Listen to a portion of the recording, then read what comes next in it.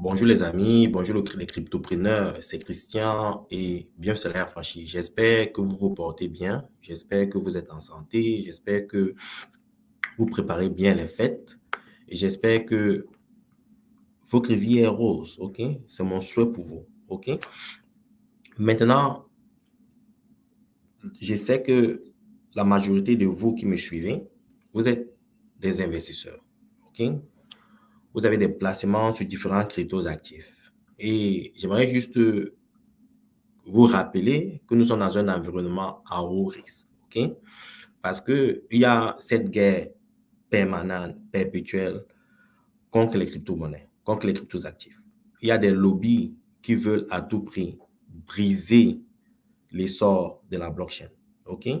Donc, le risque existe parce que tant qu'il n'y a pas de régulation, l'ensemble de régulation est régulation, comme je l'ai dit toujours, mais tant qu'il n'y a pas une régulation favorable par rapport à la blockchain, aux cryptos actifs, le risque existera toujours. Mais comme je vous ai dit, nous sommes les pionniers, nous sommes les premiers, et ce sont les premiers qui profitent toujours. OK? C'est un peu comme vous débarquez dans un environnement, dans un nouveau territoire. Les terres, le plus souvent, sont gratuites. Et ceux qui viennent après doivent payer ces terres-là à ceux qui étaient les premiers. Donc, c'est un peu la même chose avec la blockchain et les crypto-monnaies.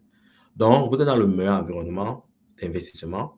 Les gens vont vous parler de real estate, de l'immobilier, des actions, de l'agriculture, de l'entrepreneuriat. Mais les gars, je vous dis qu'il n'y a rien dans l'univers des investissements. Il n'y a aucun véhicule d'investissement aussi puissant que la blockchain et les cryptos actifs.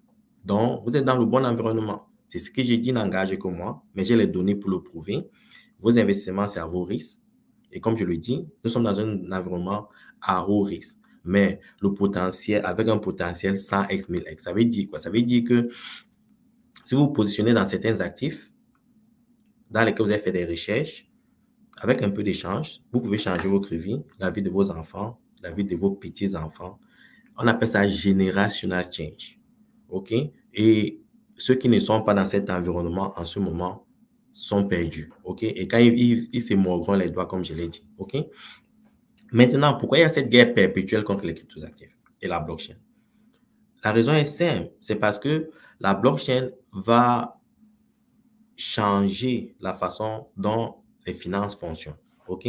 Les finances actuelles ont été créées pour générer des frais de transaction. Chaque fois que vous faites une transaction avec une institution financière, il y a des frais.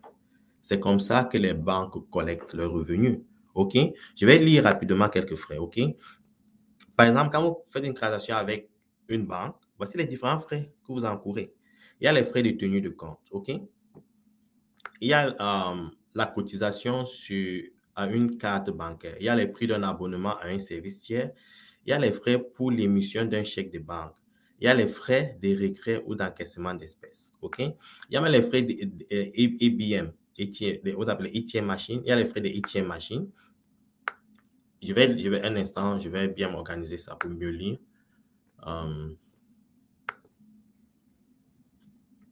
Je vais le partager avec vous. Un instant, je vais partager ça avec vous.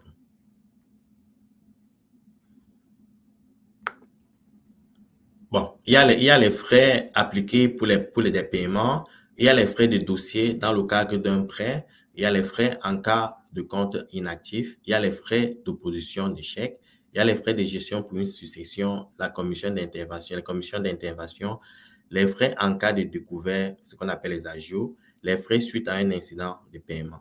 Il y a plusieurs frais. Ça, c'est juste pour les institutions financières, pour les banques. Ça, c'est juste pour les banques. Maintenant, si vous partez dans les mutual funds et autres, il y a les fonds managers, il y a les frais qu'il faut les payer. Vous partez au niveau de l'assurance, c'est la même chose, OK?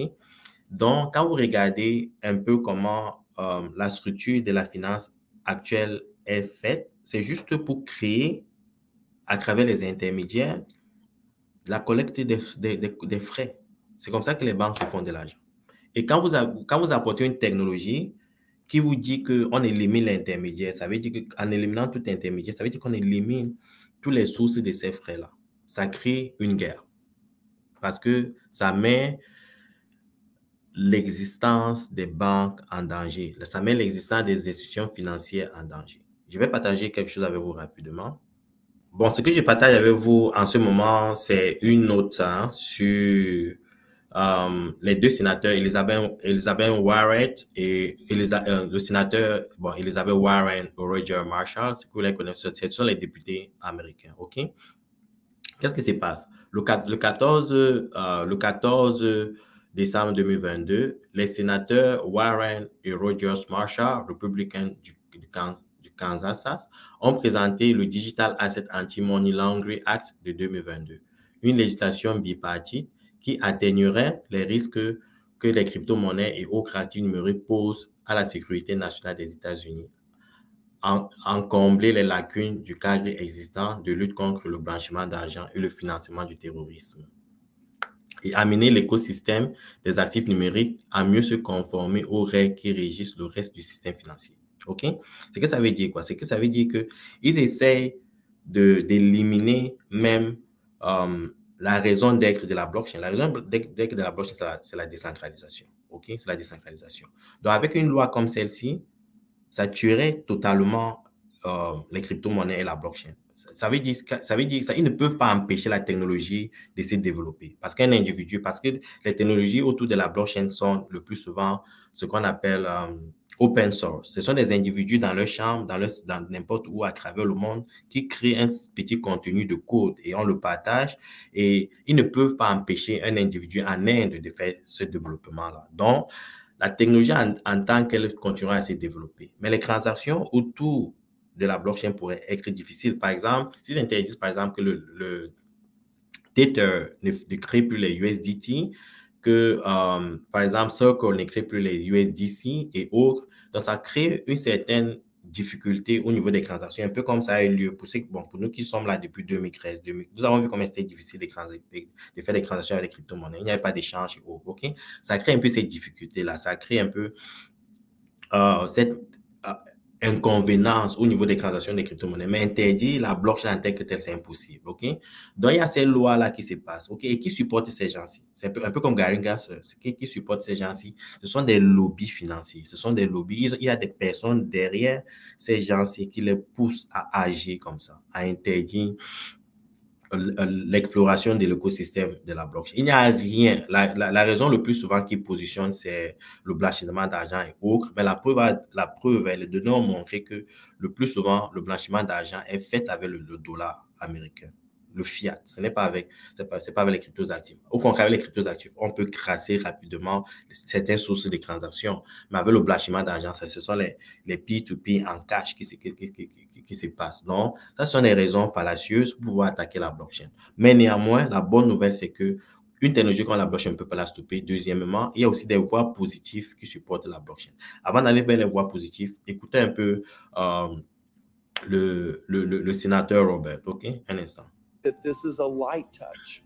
Senator Warren bon, ça, c'est le sénateur Rogers. Senator Warren and I have authored the Digital Asset Anti-Money Laundering Act that represents a step in the right direction. Again, I think that this is a light touch. The first thing we did is we went to the American Bank Association and said, help us craft this.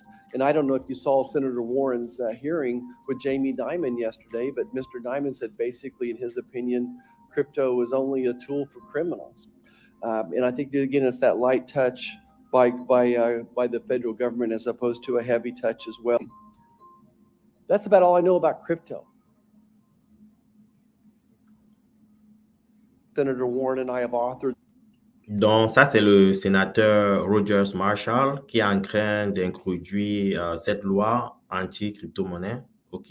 Le Digital Asset Anti-Money Laundering, donc pour s'attaquer aux cryptos actifs. Mais, comme je vous ai dit, ceci, et il le dit même, c'est l'Association américaine des paiements qui supporte cette bill-là. Et il parle de Jimmy Dimon, le PDG de JP Morgan. Ce sont des personnes qui, en cachemini, investissent dans les cryptos actifs. J'ai fait une vidéo sur ça ici, qui en cachemini investissent dans les cryptos actifs, qui le plus souvent manipulent le marché avec des messages comme ça pour que les prix baissent, pour qu'ils achètent. Donc, vous avez vu récemment, ces dernières semaines, okay, il y a eu une baisse au niveau des cryptos actifs. On va aller rapidement regarder le marché. Un instant. Là, je vous présente Crypto Bubble. Vous allez constater que la dernière semaine, il y a eu une baisse sur les cryptos actifs. OK? Par exemple, le Bitcoin est passé de 44 000 $. Je vais aller sur crypto, sur QuakeEcho rapidement.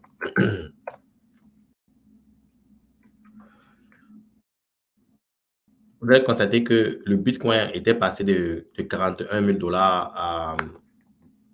Un instant, je vais trouver le graphe.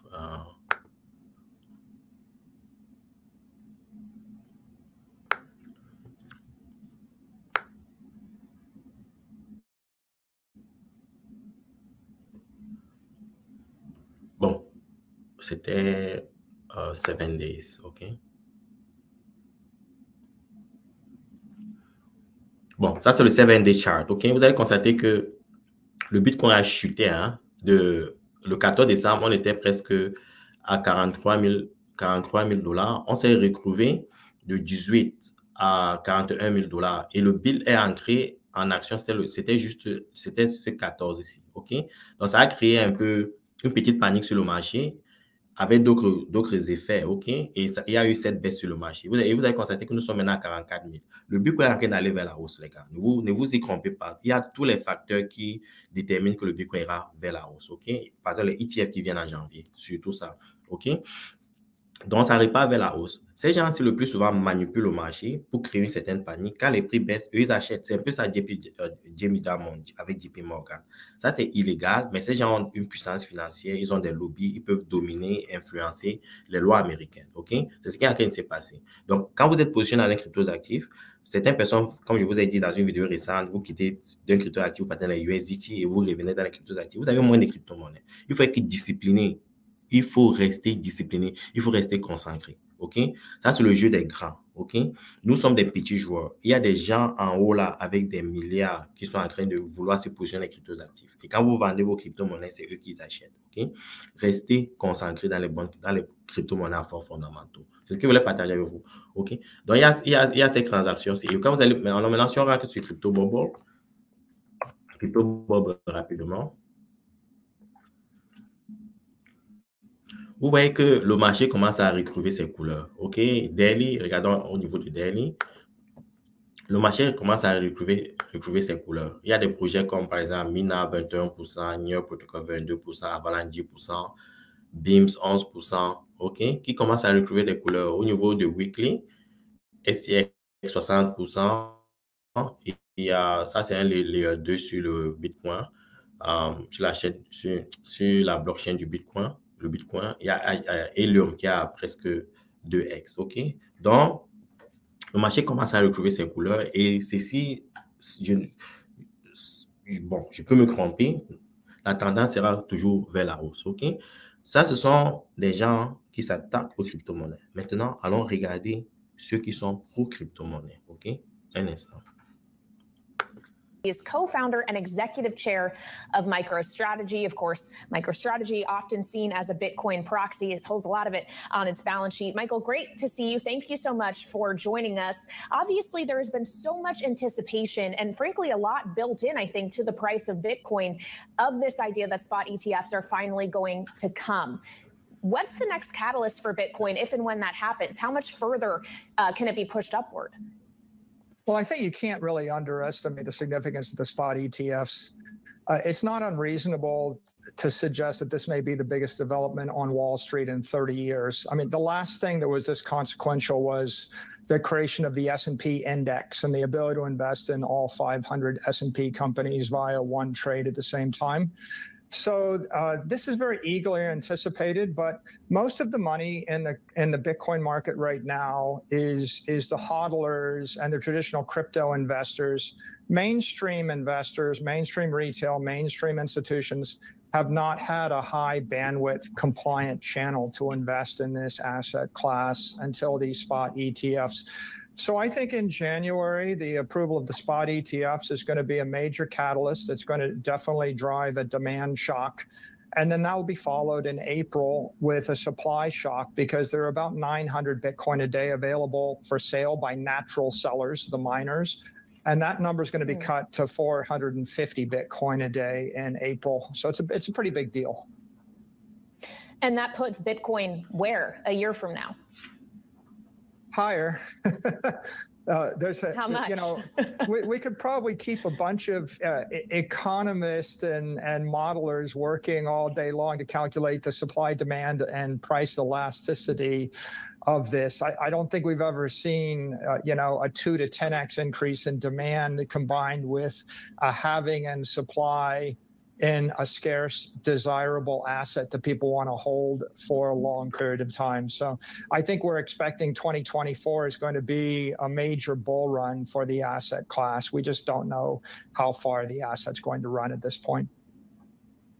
Well, and to get to MicroStrategy specifically, as I said, obviously a big holder of Bitcoin. Given what you just told me about how a spot ETF is going to make it perhaps easier, more appetizing for retail investors, institutionals to get crypto exposure via that product, why would someone still need to be a buyer of MicroStrategy? Is this actually something that is going to end up working against you? Pour ceux qui ne parlent pas anglais ou qui ne comprennent pas anglais, en sommet, qu'est-ce qu'il dit? Il dit que les spot ETF seront le changement financier des 30 dernières années. OK? Ça va créer ce qu'on appelle il appelle des chocs de la demande. OK? Ça va créer une croissance au niveau de la demande parce que ça va permettre aux grandes institutions financières qui attendaient la régulation pour pouvoir se lancer au niveau des crypto-monnaies du Bitcoin. Ça va donner cette opportunité-là maintenant d'exposer leurs clients au Bitcoin. Ça va créer ce qu'on appelle un demand shock. OK? Ça va accroître la demande. Et aussi, il parle d'un supply shock. Parce que le supply shock vient avec le halving, comme je le dis toujours sur cette chaîne. Le supply shock avec le halving. Quand il y a un halving, la quantité de Bitcoin qui est produite est réduite. Donc, ça crée ce qu'on appelle un supply shock. Quand il y a une baisse de supply, de création de Bitcoin, ça crée un supply shock. Donc, quand vous mettez ces deux bombes ensemble, ça crée la stratosphérique, une bombe stratosphérique. OK? C'est ce qu'il dit. Et il conclut quand la dame lui demande il envisionne le Bitcoin à combien pendant en 2024-2025. Il dit que ça peut faire 10x parce que ce demande choc et ce supply choc fait un 10x minimum. OK? Donc, ça veut dire que le prix actuel du Bitcoin peut se retrouver à 400 000 et à presque $1 million pendant le prochain bull run. Et ici, c'est le cas, les gars. Imaginez ce qui deviendra le prix d'Ethereum et le prix de tous les shitcoins que vous possédez dans vos trucs. OK? C'est pour ça que vous dites, les gars, le bullcoin sera stratosphérique. Je vais partager encore une très bonne nouvelle avec vous. OK? Aujourd'hui, c'est nous, les gars. Il faut qu'on parle de bonnes nouvelles. OK? On parle de mauvaises nouvelles parce qu'il faut être transparent pour pouvoir être transparent. On est transparent sur cette chaîne, mais il faut aussi couvrir, comme d'habitude, les bonnes nouvelles. J'arrive, un instant. Bon, comme je disais que il n'y a que des bonnes nouvelles. Par exemple, le Grayscale CEO highlight possible 30 trillion unlock in advised wealth after spot Bitcoin ETF approval. Another crypto analyst say Bitcoin price will skyrocket. Ce que ça veut dire ici, c'est quoi? Ça veut dire qu'il y aura 30 000 milliards. Regardez, comme je vous ai dit, la capitalisation actuelle des cryptos actifs, c'est 1700 milliards. Imaginez 30 000 milliards, OK, qui viennent au niveau des cryptos actifs et de la blockchain. Imaginez le flux de cet argent-là au niveau de la blockchain. Ça va pousser le marché des cryptos actifs vers la stratosphère, les gars. C'est ce que je vous dis ici tout le temps. Ce que j'ai dit ici, c'est basé sur les analyses. Ce n'est pas l'émotion, les gars. J'ai fait des recherches et je vous les présente comme telles. OK? 30 000 milliards de dollars. OK? 30 000 milliards de dollars. Ça multiplie le marché des cryptos actifs actuels par 15. OK? Donc, il faut rester concentré et rester très concentré. OK? Donc, il y a plusieurs bonnes nouvelles. Je pense que je suis allé au-delà du temps que je m'accorde sur cette chaîne. Je voulais juste partager avec vous, les gars, que vous êtes sur le bon chemin. Vous êtes dans le bel endroit. Ne paniquez pas par rapport au marché. La blockchain est ici pour rester. Les utilités de la blockchain sont énormes. Il y a même certains qui n'ont pas encore été définis.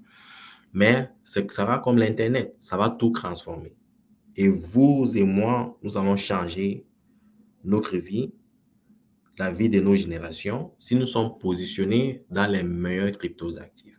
OK? Ce que je voulais partager avec vous et bonne soirée à vous. Ciao.